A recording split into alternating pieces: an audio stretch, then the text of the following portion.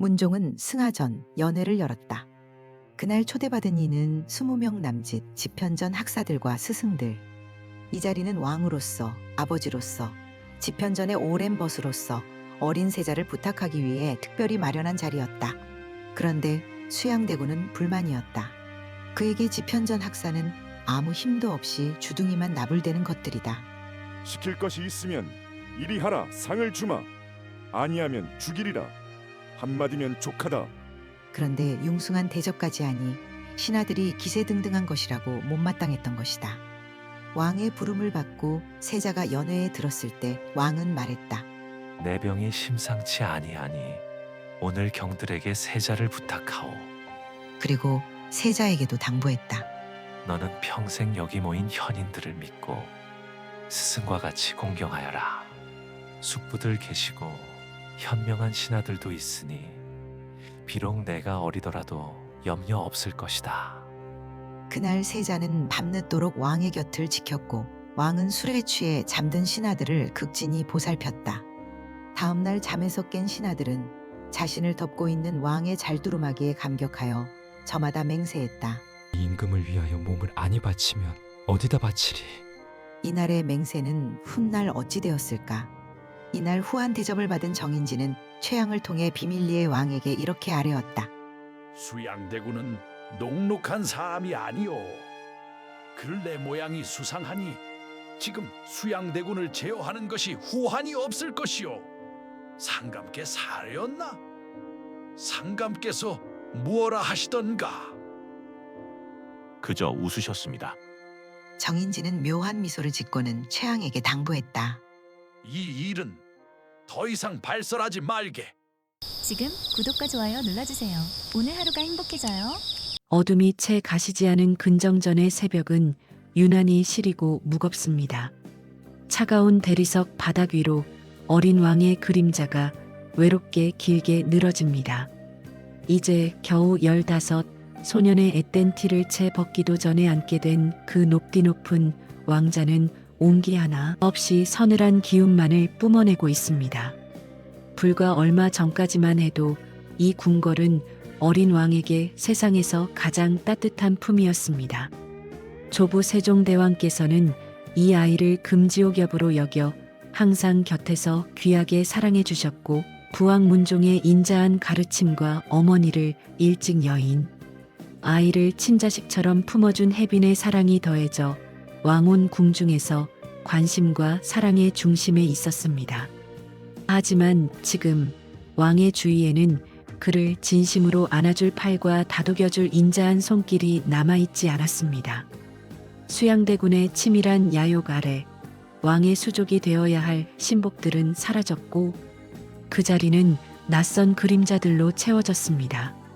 계유정난의 피바람이 황보인과 김종서를 휩쓸고 간 뒤 어린 왕의 세계는 완전히 무너져 내렸습니다. 어린 임금은 이제 텅 빈 용상 위에서 홀로 떨고 있습니다. 곁을 지키는 내시와 궁녀들은 많으나 그들의 눈빛에는 충성 대신 서늘한 감시의 기운만이 서려 있습니다. 왕은 숨소리조차 크게 내지 못하는 공포 속에서 침울한 마음을 가눌 길 없어 내전에 드는 일조차 꺼리게 되었고 간혹 참지 못한 눈물을 툭 떨구곤 합니다. 그가 앉은 보좌는 세상에서 가장 깊고 외로운 감옥이었습니다. 화려한 골룡포가 어린 왕의 여린 몸을 감싸고 있어도 그 속에서 타들어가는 심장은 이미 만신창이가 된 지 오래입니다.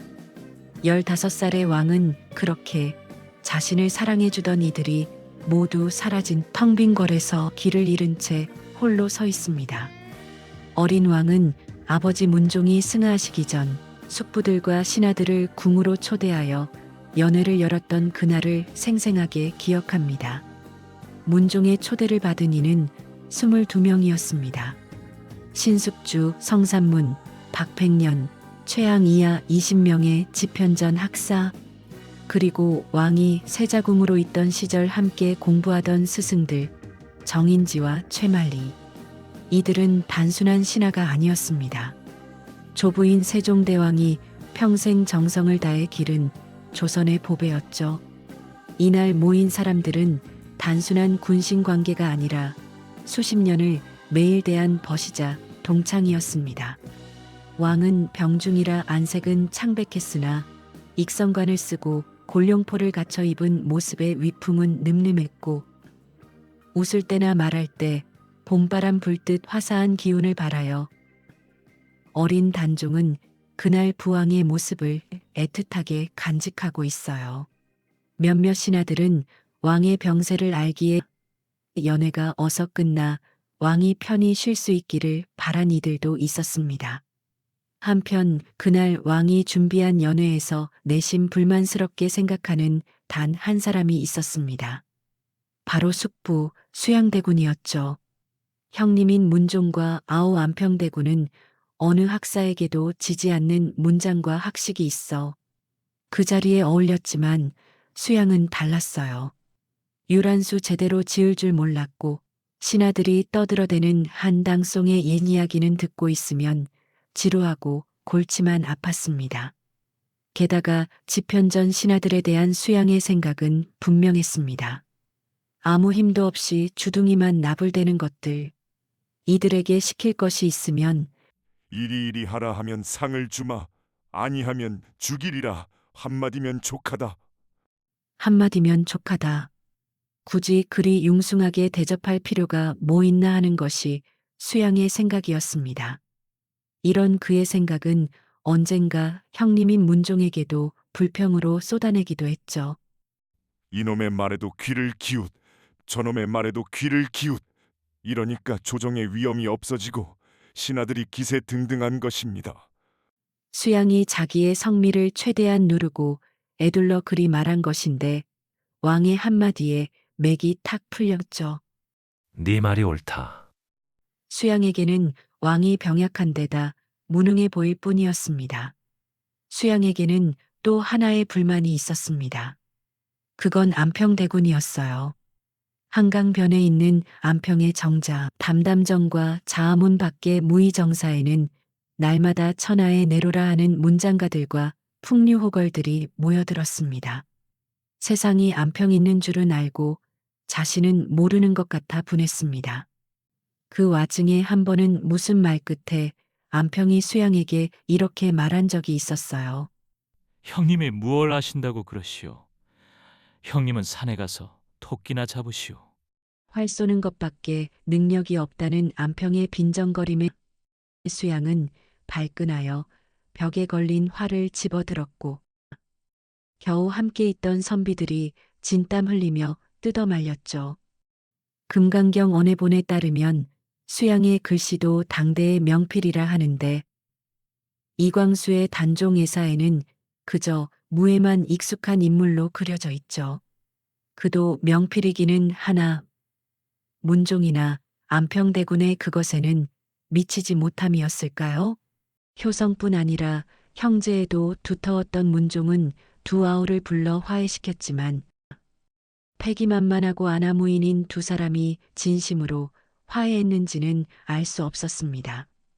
그날 연회 자리에서도 수양과 안평 두 대군은 가끔 힐끗힐끗 눈이 마주칠 때마다 묘한 불꽃이 튀었고 다른 선비들은 흥미롭게 눈치를 살피며 두 대군을 힐끗거렸습니다. 그날 아바마마의 부름을 받아 당시 세자였던 자신이 연회에 들었을 때 신하들은 일제히 일어나 몸을 굽히며 머리를 조아렸죠. 미소를 머금고 흐뭇하게 자신을 바라보던 아바마마의 모습은 지금까지도 어린 단종의 눈에 선하고 그리운 모습입니다. 아바마마는 어자에서 친히 내려오셔서 바닥에 앉아 자신의 등을 어루만지며 눈을 들어 신하들을 한 명 한 명 차례로 살폈습니다. 두루 살피시고는 말씀하셨죠. 경들에게 이 아이를 부탁하오. 왕의 한마디에 신하들은 일제히 엎드렸고 그 넓은 대청이 먼지 하나 움직이지 않는 듯 일시의 정막으로 휩싸였습니다. 오직 촛불만이 춤추듯 그림자를 흔들 뿐이었습니다. 그날 아바마마의 목소리에서 느껴지던 떨림을 어린 왕은 또렷이 기억합니다. 왕의 이 한마디에 여러 신하는 취했던 술이 일시에 깨는 듯했죠. 왕은 다시 말을 이었습니다. 내 병이 심상치 아니한 줄을 알매 오늘 경들에게 이 부탁을 하오. 엎드렸던 신하들이 고개를 들기를 기다려 왕은 슬픔 어린 따뜻하고도 그윽한 눈빛으로 자신을 바라보며 한층 더 힘있는 어조로 말씀하셨죠.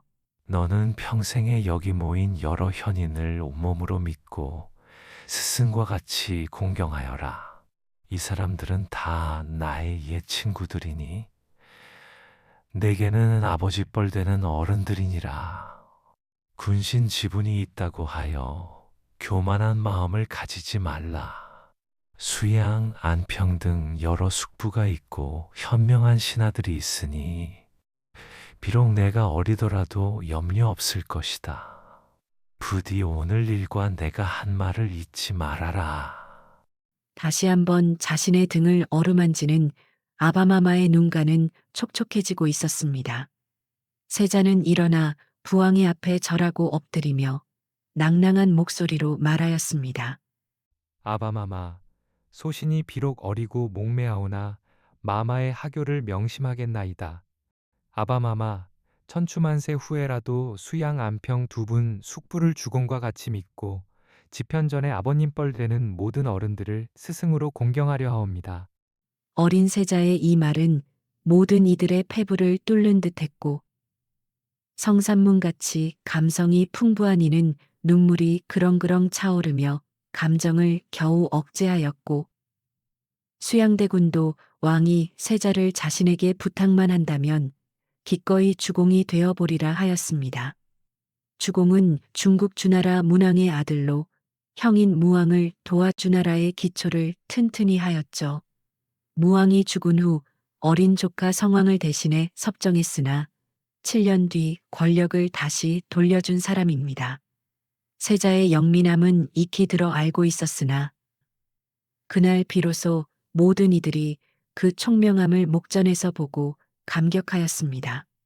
젊은 학사들은 왕명을 받들어 제 한 몸 다하여 세자를 도와 요순 같은 성군이 되시게 하리라고 속으로 맹세하였습니다. 그날 밖에는 눈이 내렸고 대궐 지붕과 마당에 눈이 한 뼘이나 쌓였던 걸 어린 왕은 기억합니다. 신하들의 취한 눈이 촛불빛에 빛나던 것도 말입니다. 그날 늙은 정인지가 술에 취한 모습을 보고는 부왕은 말했습니다. 하격제, 그만 나가 쉬시오. 하격제는 정인지의 호였죠. 아바마마가 세자궁으로 있을 때 좌필선으로 모신 스승이었기에 아바마마는 그를 부를 때면 반드시 호로 부르셨습니다.